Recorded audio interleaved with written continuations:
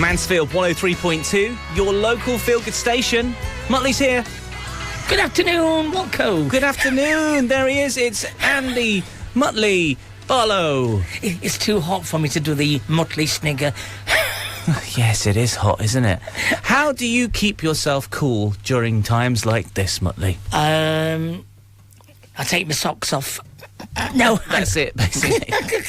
I suppose that does work. Maybe I'll take my socks off right now.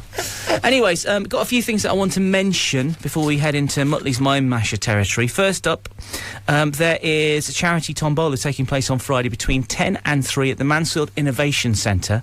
Loads of great prizes on offer. There's day pass to Centre Parks, pamper sets, all kinds of things in there, plus lots more to be won.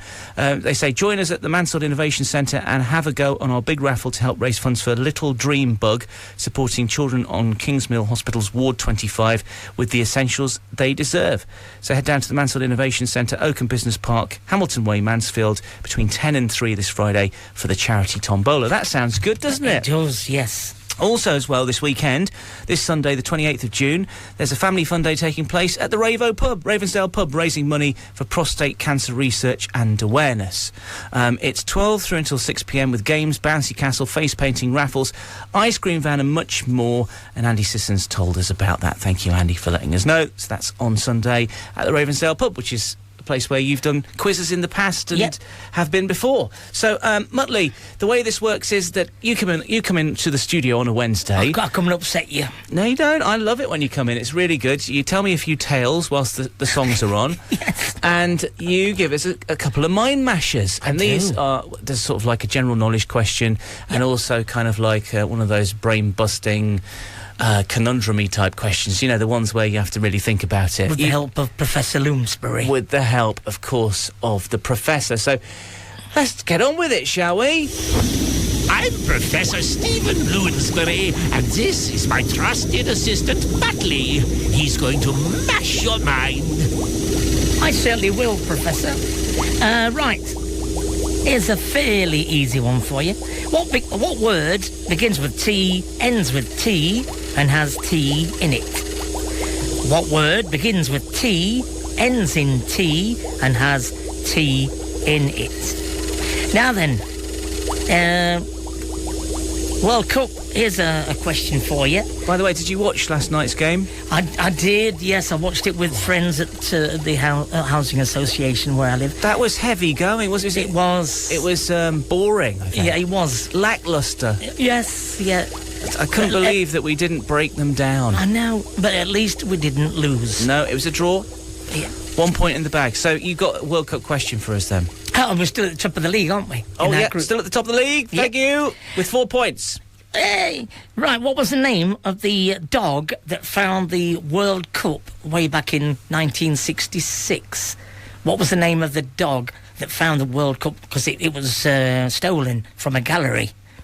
And a dog found it. Is this a Jules Rimet trophy? It was a Jules Rimet trophy, yes. Yeah, which they don't use now, do they? Because I think I'm right in saying that Brazil won it 3 times... And they were so impressed with that, they were like, here is the trophy, you can have the trophy. And I think that was in 1970. And then after 1970, we got the trophy that we see today. Yeah. Which is that sort of, I don't know how to describe it. But the thing about the World Cup being stolen, it was in a gallery. It was stamps. And there were stamps in there, in a case, that cost much more than the Jules Rimet trophy. Would you believe that? So what, the Jules Rimet trophy was in a cabinet with some stamps? Yes, it was like a gallery, but... An exhibition? An exhibition, sorry, yes. Right, crikey. And they stole the trophy, but later it was recovered. It was. In time for the Queen to hand it to Bobby Moore. Yeah. At the old Wembley Stadium. You were there, back you were there. In 1966. I feel like I was there. I think everybody feels like they were there because we've just been banging on about it for the last 60 years. Yes. Anyways, if you know the answers, get in touch. We'd love to hear from you. 666 000. And, of course, we'll give you the answers before the end of the hour. Jambusters with Kirkby Quick Mix. For somebody else. Mansfield 103.2, your local feel-good station. Watko in the afternoon. Mutley's here. Good afternoon, Watko. Yes, you don't need to do the wheezing Okay. today because, the Mutley giggle, of course, the character from the cartoon series.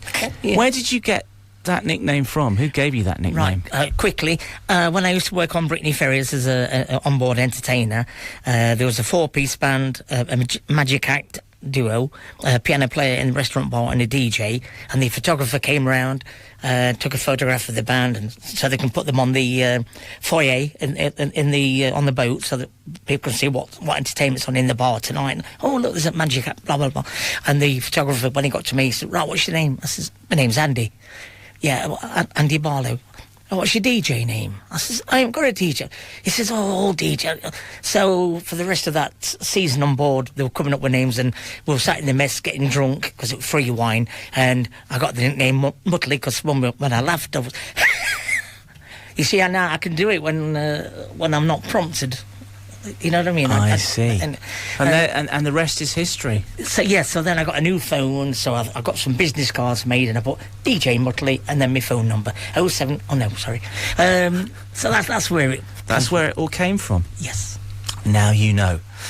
When were you on the Brittany Ferries? 90s, was that? It was Stena Line 1991. I dressed as Tom and Jerry. I was Jerry, cartoon character, waving to kids as they were coming on board, and then the following year. On Stena Line, Fishguard to Rosslare, I was the DJ, and then he asked me to go on Brittany Ferries 2001, Plymouth to Santander, Spain, Plymouth to Roscoff in France, and then Roscoff to Cork in Ireland, and then back, and I did that for 6 years. Fantastic, man.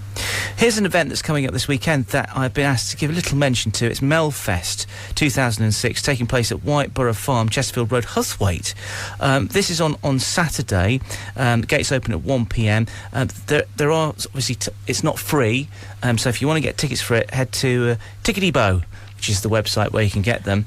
And our friends, Radio Romantic, are performing there. Oh, yes. Yeah, alongside lots of other great acts and tributes and all that sort of stuff, including a tribute to Taylor Swift. It's a family-run festival aimed at families. It's a celebration of community music and making real difference. Every single ticket sold helps them raise vital funds for the Melissa Grace Hatton Trust, supporting children who need it most. And, of course, they're saying, obviously your support would be fantastic. So get down there, get your tickets, and head to Huthwaite for the Melfest this coming Saturday. And I think the weather looks kind of nice. I think it's going to be a little cooler when we get to Saturday, which is good. I believe there's another amber warning for Friday now. Yes, it's going to be hot. I'm going to be at Trent Bridge. I'm going to make sure that I take some sunscreen with me. Right, let's press this. Prepare your brain. It's time for Mutley's Mind Masher. Right, question one. What word begins with T, ends with T, and has T in it? What word begins with T, ends with T, and has T in it? And our World Cup question. What was the name of the dog that found the Jules Rimet trophy way back in 1966? What was the name of the dog? We can tell you that Mick Astle has already got it right.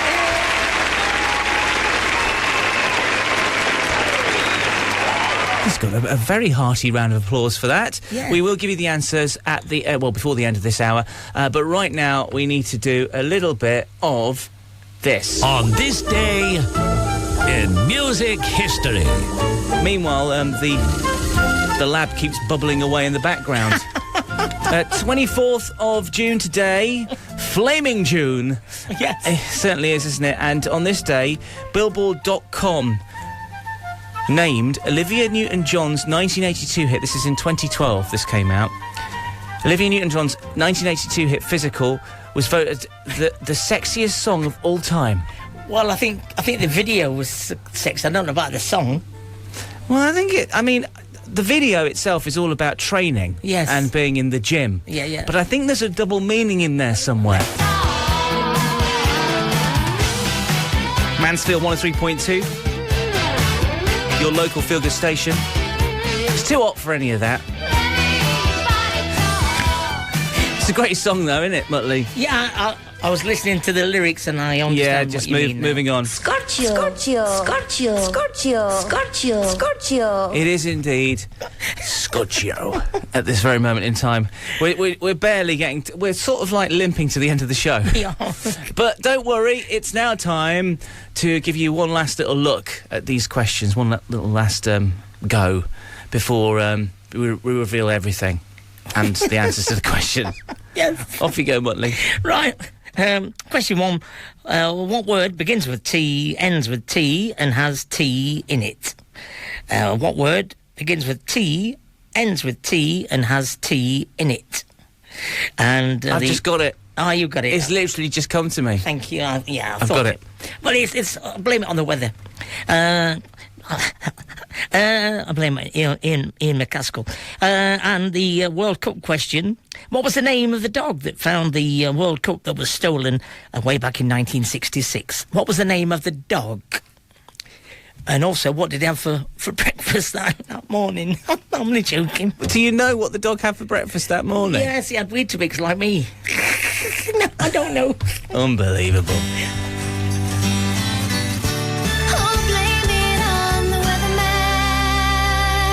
Mansfield 103.2, your local feel-good station. Blame it on the weatherman. She's talking about the rain. Today, I'm afraid, it's just simply... He says, what's going on here? It's just simply... Too hot. There we go. I've got that on a button.